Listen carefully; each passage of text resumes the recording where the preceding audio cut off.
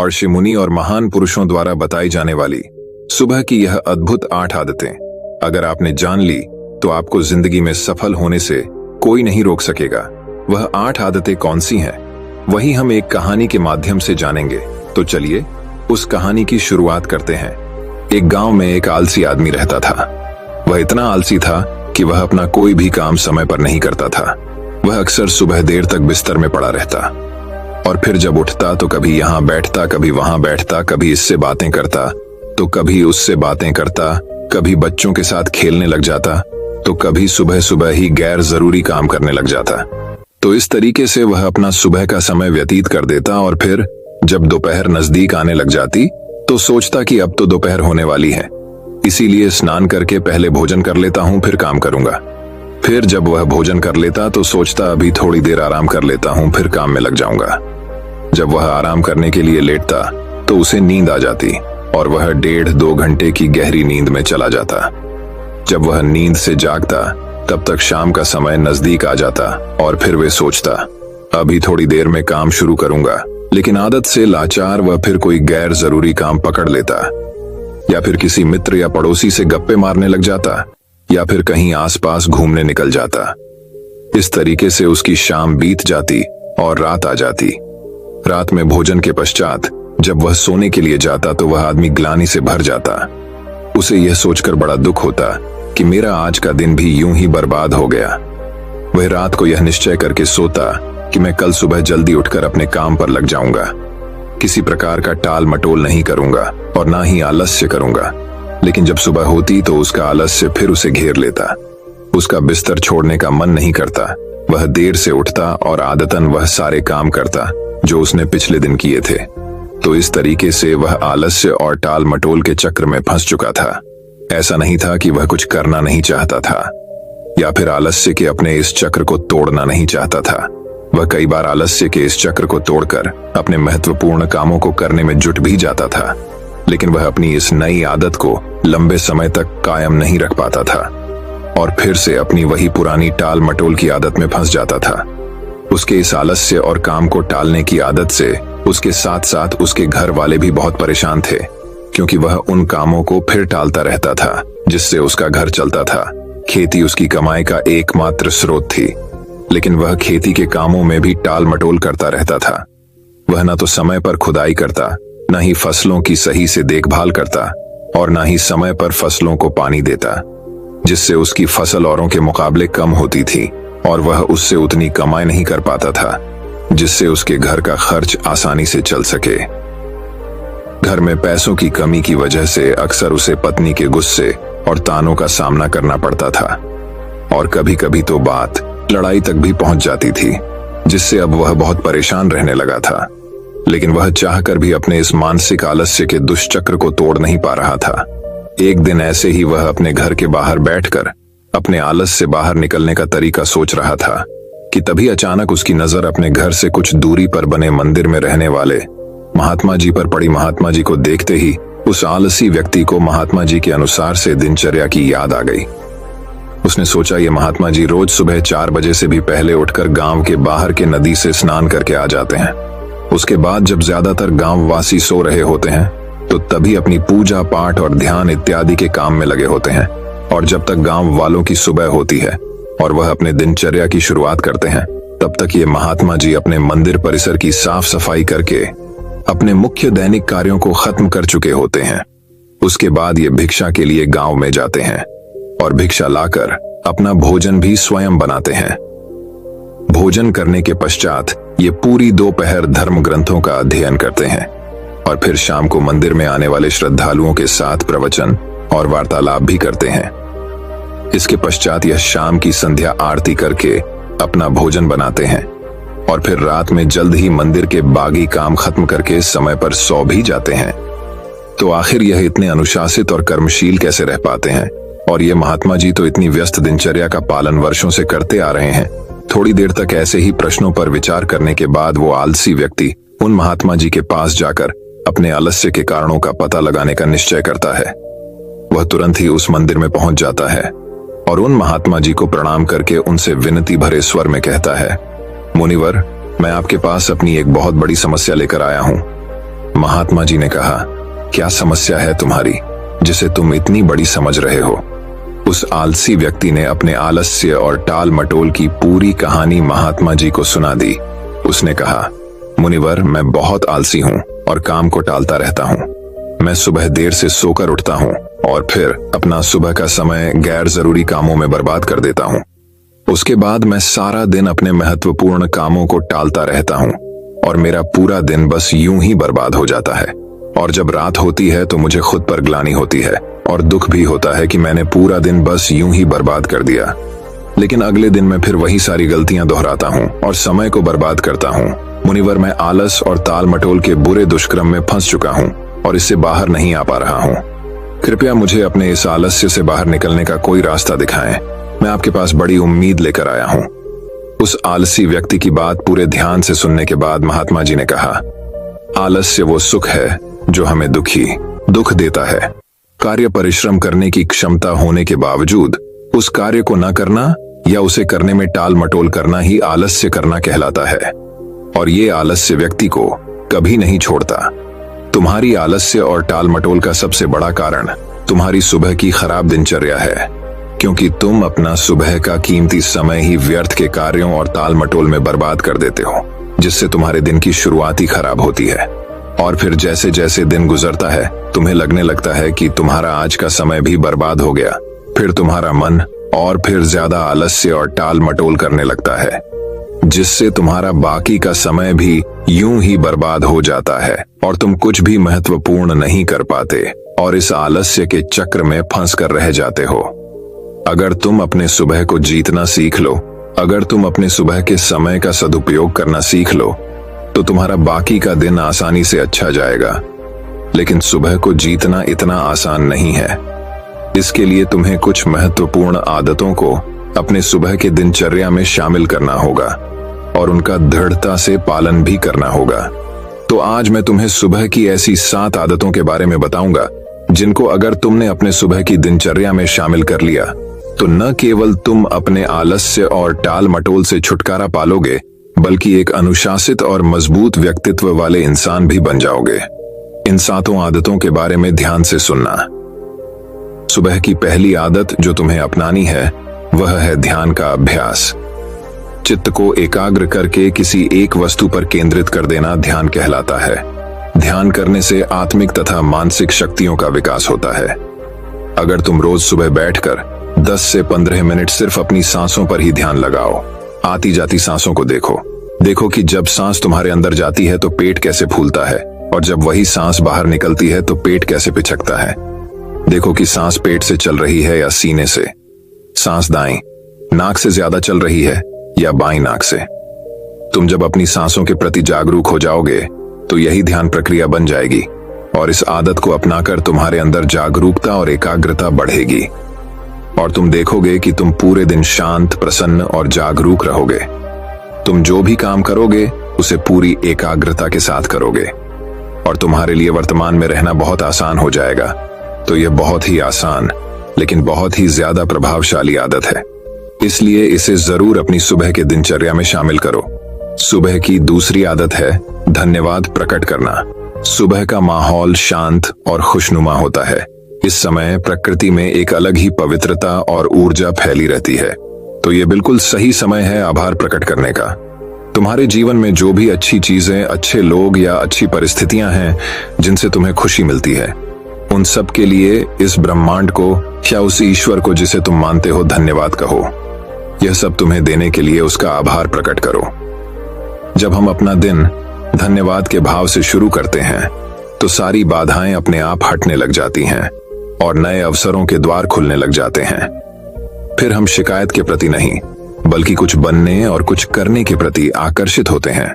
धन्यवाद के भाव से भरे व्यक्ति के अंदर से नकारात्मक विचार और दुख खत्म होने लगते हैं और वह अपनी सफलता के लिए नए रास्ते खोजने लगता है। आभार प्रकट करने से मन में सकारात्मकता और खुशी का स्तर बढ़ता है, जिससे मानसिक रोग और मानसिक विकार दूर होने लगते हैं। जीवन से असंतोष और कमी की जो भावना होती है वह सारी खत्म हो जाती है। ब्रह्मांड से जितनी भी चीजें मिली हैं उसके प्रति हमारे मन में धन्यवाद का भाव होने से हमें खुशी मिलती है। उसके बाद खुशी की यह तरंगे हमसे निकलकर पूरे ब्रह्मांड में फैलने लगती हैं। खुशी की यह तरंगे हमसे मिलकर आसपास के वातावरण में भी फैलने लगती हैं, जिससे हमारे साथ साथ पूरा ब्रह्मांड खुश हो जाता है। साथ ही आभार प्रकट करने से हम अपने आसपास के लोगों के प्रति हमेशा धन्यवाद से भरे रहते हैं, जिसकी वजह से लोगों की नजर में हमारी जो छवि होती है वह अच्छी हो जाती है। लोग हमको एक अच्छे और भले इंसान के रूप में देखने लगते हैं।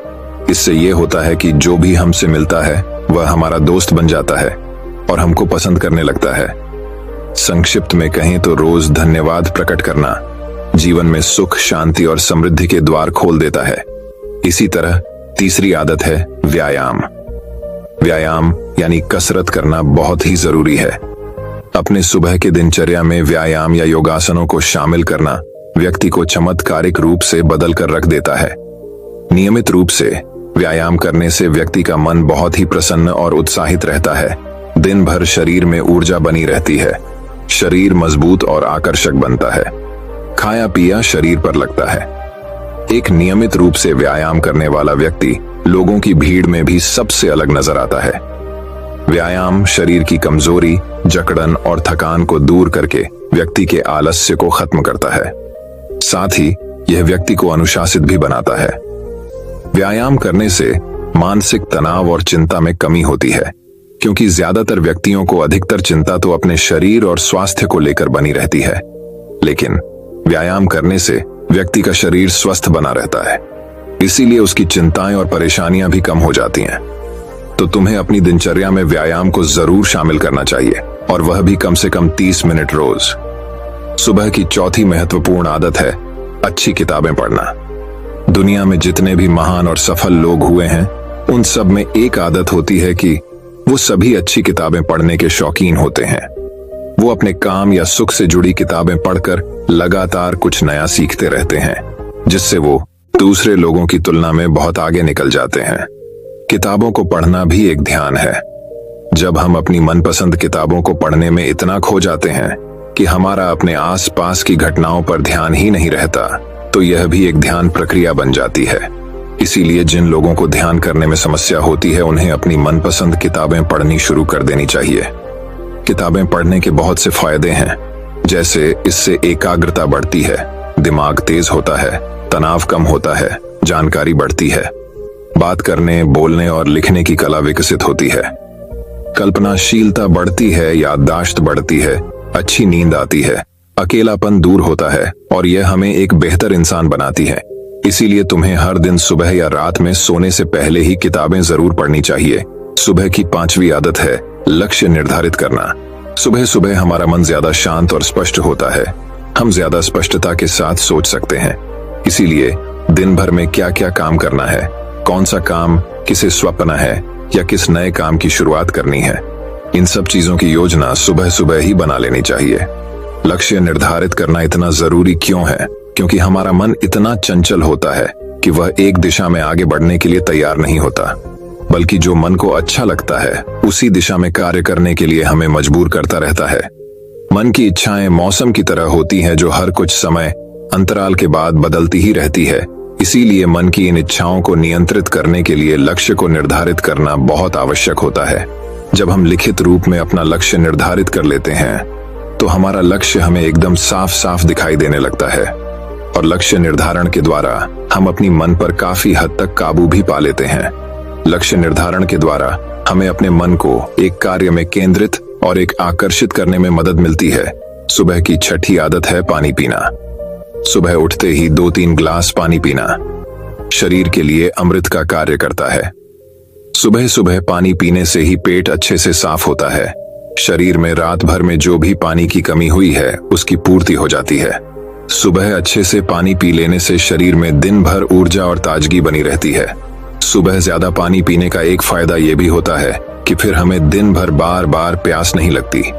अगर शरीर में पर्याप्त पानी की मात्रा बनी रहती है तो इसके बहुत सारे फायदे भी होते हैं, जैसे इससे शरीर की अच्छे से सफाई हो जाती है, त्वचा चमकदार और सुंदर दिखती है, दिमाग तेजी से कार्य करता है, पाचन में सुधार होता है और शरीर का वजन नियंत्रित रहता है, जिससे शरीर का आलस्य और थकान कम होती है। इसीलिए सुबह उठकर गुनगुना पानी पीना बहुत ही अच्छी आदत है। सुबह की 7वीं अच्छी आदत है कि सुबह का नाश्ता अच्छा और पौष्टिक हो। नाश्ता हमारे दिन का पहला भोजन होता है, इसीलिए इसका पौष्टिक और अच्छा होना बेहद जरूरी है।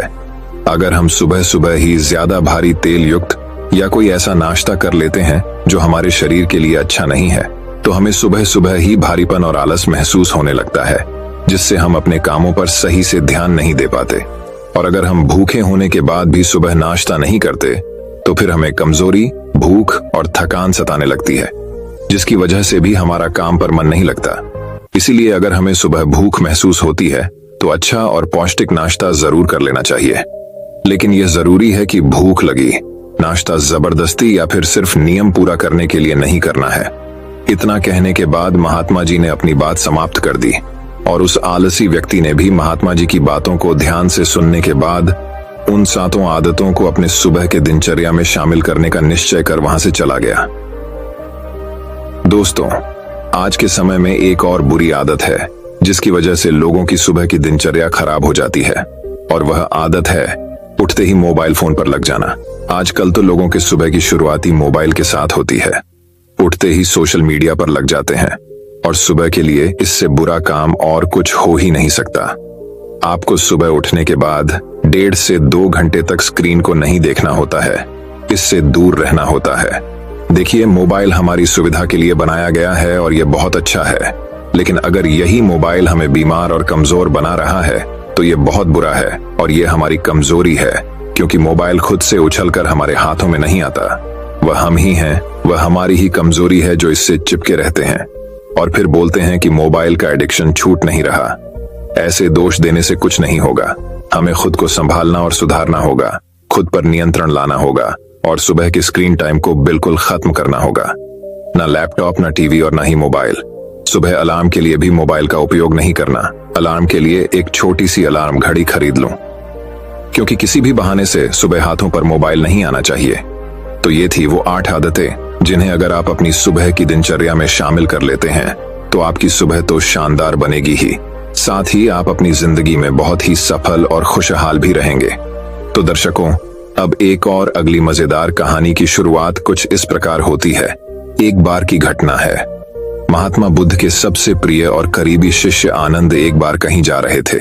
तभी रास्ते में उन्होंने देखा कि एक अधेड़ उम्र का व्यक्ति एक चट्टान के ऊपर बैठकर रो रहा है। यह देखकर आनंद वहीं रुक गए और उस व्यक्ति के पास जाकर उसके दुखी होने का कारण पूछा। वह व्यक्ति अपने आंसू पोंछते हुए बोला, मैं यही पास के ही गांव का रहने वाला एक बदनसीब व्यापारी हूँ। मैं जो भी काम करता हूँ वही बिगड़ जाता है। व्यापार के चक्कर में मैंने अपनी माँ और पत्नी के गहने मंगवा दिए, अपने परिवार को खो दिया और यहाँ तक कि अब तो मेरा घर और खेत भी गिरवी पड़े हैं। मुझे तो लगता है कि मेरी किस्मत ही खराब है। उस व्यक्ति की बात सुनकर आनंद बोले, तुमसे किसने कहा कि तुम्हारी किस्मत खराब है? जरा मैं भी तो जानूं कि तुम्हारी किस्मत में क्या खराबी है। व्यक्ति बोला, पहले मैं खेती करता था, लेकिन हर साल उसमें कांटा होता था। कभी सूखा पड़ जाता तो कभी ज्यादा बारिश से फसल खराब हो जाती। कभी आवारा पशु फसल को नुकसान पहुंचाते तो कभी कीड़े मकोड़े और बीमारियां फसल को बर्बाद कर देते।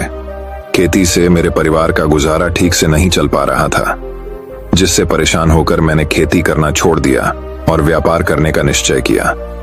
मैंने पत्नी के गहने बेचकर अपना व्यापार शुरू किया, लेकिन मेरा व्यापार नहीं चला। शुरू में तो मेरे परिवार वालों ने थोड़ी बहुत मेरी आर्थिक मदद की, मेरा साथ दिया, लेकिन जैसे जैसे मुझे नुकसान होने लगा, मेरे परिवार वालों ने भी मेरा साथ छोड़ दिया और मुझसे दूर हो गए। अब तो वो मुझे देखकर अपनी नजरें फेर लेते हैं और मुझे ही अपने परिवार की गरीबी और दुर्दशा का जिम्मेदार ठहराते हैं। अब तो मुझे अपना जीवन ही व्यर्थ लगने लगा है।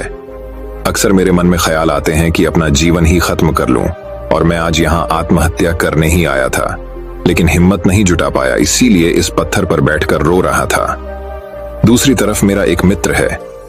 हम दोनों ने एक ही साथ व्यापार शुरू किया था, लेकिन वो आगे बढ़ गया और मैं पीछे रह गया।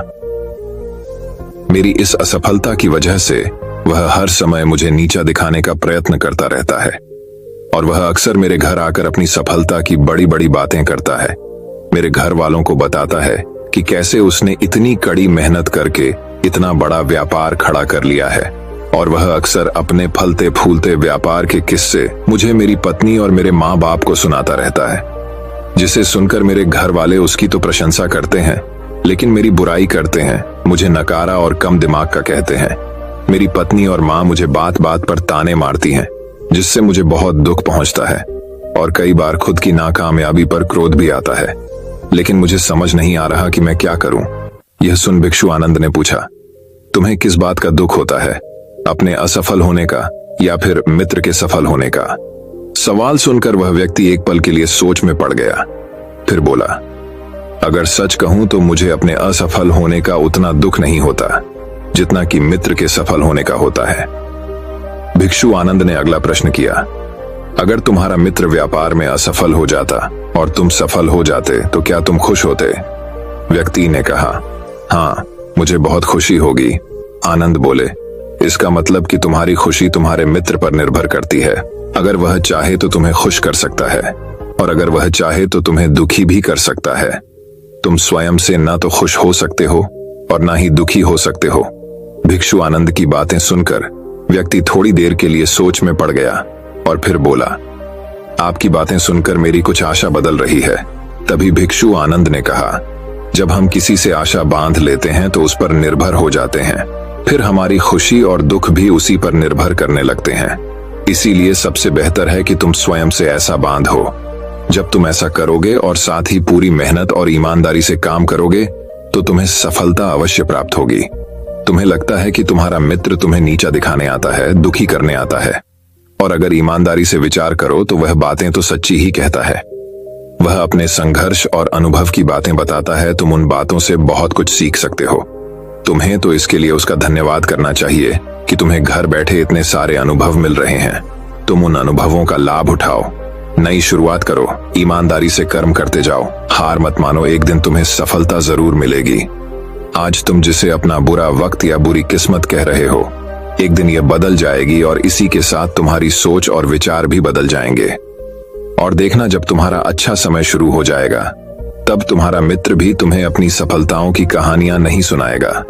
तब वह तुम्हें अपनी असफलताओं और परेशानियों की बातें सुनाएगा ताकि तुम उसकी बातें सुनकर भ्रमित हो जाओ, तुम्हारा आत्मविश्वास डगमगा जाए और तुम गलत निर्णय ले सको। लेकिन उस समय भी तुम्हें अपनी ही बुद्धि का प्रयोग करना होगा, स्वयं पर विश्वास रखना होगा। जिस प्रकार तुम्हारा मित्र आज तुम्हें दुखी करने आता है, वैसे ही वह उस समय भी तुम्हें दुखी करने आएगा, क्योंकि जिस तरह उसे दुखी देखकर तुम्हें मजा आता है, ठीक उसी तरह उसे भी तुम्हें दुखी देखने में उतना ही मजा आता है। व्यक्ति ने कहा, आपने सही कहा मुनिवर, लेकिन मेरा सबसे बड़ा दुख यह है कि मेरे परिवार के लोग भी इसमें शामिल हैं।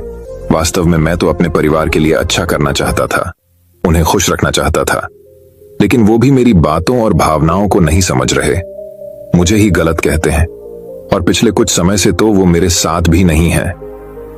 भिक्षु आनंद ने उस व्यक्ति को समझाते हुए कहा, हम हमेशा चाहते हैं कि हम जो कुछ भी करें लोग उसके लिए हमारी प्रशंसा करें, लेकिन आमतौर पर ऐसा नहीं होता। लोग हमारे प्रयासों की तारीफ नहीं करते, जिससे हम दुखी हो जाते हैं। हमें लगने लगता है कि हमारे मित्र, रिश्तेदार, घर वाले सब स्वार्थी हैं।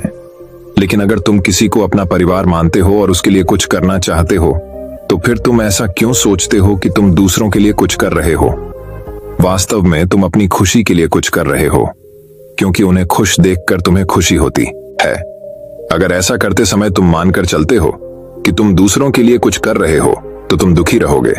लेकिन अगर तुम्हें लगता है कि तुम स्वयं के लिए कर रहे हो, तो तुम खुश रहोगे, क्योंकि जब हम स्वयं के लिए कुछ करते हैं या करना चाहते हैं तो हमें इसके लिए सांत्वना की जरूरत नहीं पड़ती। भिक्षु आनंद की ये बातें सुनकर उस व्यक्ति के चेहरे के भाव पूरी तरह से बदल गए। उसने कहा, आप सही कह रहे हैं मुनिवर। मैं समझ गया कि अब तक मेरी किस्मत इसीलिए खराब थी क्योंकि वह दूसरों के हाथों में थी, लेकिन अब से मैं अपनी किस्मत को अपने हाथों में रखूंगा, फिर से प्रयत्न करूंगा, पूरी लगन और ईमानदारी से काम करूंगा, और जब तक सफलता नहीं मिल जाती चैन से नहीं बैठूंगा।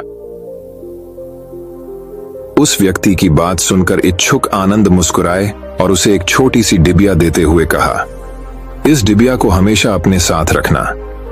यह इसमें एक ऐसा मंत्र है जो तुम्हें बड़े से बड़े दुख से भी बाहर निकाल लेगा। लेकिन डब्बी को तभी खोलना जब तुम्हारे सारे रास्ते बंद हो जाएं, कोई उम्मीद नजर ना आए और तुम्हें लगने लगे कि सब व्यर्थ है, यह दुनिया व्यर्थ है और यहां रहना भी व्यर्थ है। व्यक्ति ने भिक्षु आनंद को धन्यवाद किया और उस डिबिया को लेकर अपने घर वापस आ गया। उसने नए उत्साह के साथ दोबारा अपने व्यापार की शुरुआत की और इस बार उसका व्यापार चल पड़ा। अपनी मेहनत और लगन के बल पर बस कुछ ही सालों में वह एक बड़ा व्यापारी बन गया। उसके परिवार वाले भी उसके साथ आ गए और उसका जीवन बहुत ही सुख शांति और समृद्धि के साथ बीतने लगा। लेकिन समय और किस्मत के खेल को आज तक न कोई समझ पाया है और न कोई समझ पाएगा। ये सदा एक जैसा नहीं रहता, ये बदलता रहता है। उस व्यक्ति के जीवन में ही बदलाव आया। वह व्यक्ति जिस राज्य में रहता था, उस राज्य पर उसी राज्य के राजा ने हमला कर दिया। उस हमले और लूटमार में उस व्यक्ति का सारा धन भी लूट लिया गया। उसके दुकानें और घर सब जला दिए गए। जान बचाने के लिए उसे अपने परिवार के साथ वहां से भागना पड़ा। व्यक्ति अपने परिवार के साथ कई दिनों तक इधर उधर भटकता रहा। वह दाने दाने का मोहताज हो गया। उसका बच्चा बीमार हो गया और इलाज के अभाव में बीमारी से बुरी तरह तड़पने लगा। यह देखकर उसका हृदय चमत्कार कर उठा। उसके पास अपने बेटे के इलाज और परिवार को खिलाने के लिए धन के नाम पर एक सिक्का भी नहीं था। वह अंदर से बुरी तरह से टूट गया। ऐसे में उसे एक बार फिर से निराशा ने घेर लिया। उसे लगने लगा कि उसका जीवन व्यर्थ है, सारी दुनिया व्यर्थ है। लेकिन तभी अचानक उसे भिक्षु आनंद द्वारा दी गई डिबियों की याद आई। उसने बड़ी उत्सुकता के साथ उसे खोला। उस डिबिया के अंदर एक पर्ची रखी हुई थी। उस पर्ची पर कुछ लिखा हुआ था। उस पर्ची को पढ़कर उसकी आंखों के सामने छाया हुआ निराशा का अंधेरा छट गया और वह एकदम से मुस्कुरा उठा। उस पर्ची पर लिखा था, यह वक्त भी गुजर जाएगा। दोस्तों, यह कहानी हमें सिखाती है कि समय के खेल को समझना संभव है। यह हमेशा बदलता रहता है, इसीलिए बुरी परिस्थितियों में हमें अधिक निराश नहीं होना है। आत्मविश्वास बनाए रखना है, क्योंकि समय बदलता जरूर है। आज बुरा है तो कल अच्छा भी जरूर आएगा। दोस्तों, मैं उम्मीद करता हूं कि यह कहानी सुनने से आपके जीवन में अच्छे बदलाव आए होंगे। आपको इस वीडियो से क्या सीखने मिला, ये कमेंट करके जरूर बताइए और अपने परिवार, दोस्तों या आपके करीबी इंसान के साथ ये कहानी शेयर करके उन्हें भी इस ज्ञान से परिचित करवाएं। बाकी अगर आपको ये वीडियो दिल से अच्छी लगी हो तभी इस वीडियो को लाइक कर देना और आपने अब तक इस चैनल को सब्सक्राइब न किया हो तो चैनल को सब्सक्राइब भी जरूर कर देना। आपका हर दिन शुभ हो और खुशियों से आपका जीवन भरा रहे। धन्यवाद। नमो बुद्धाय।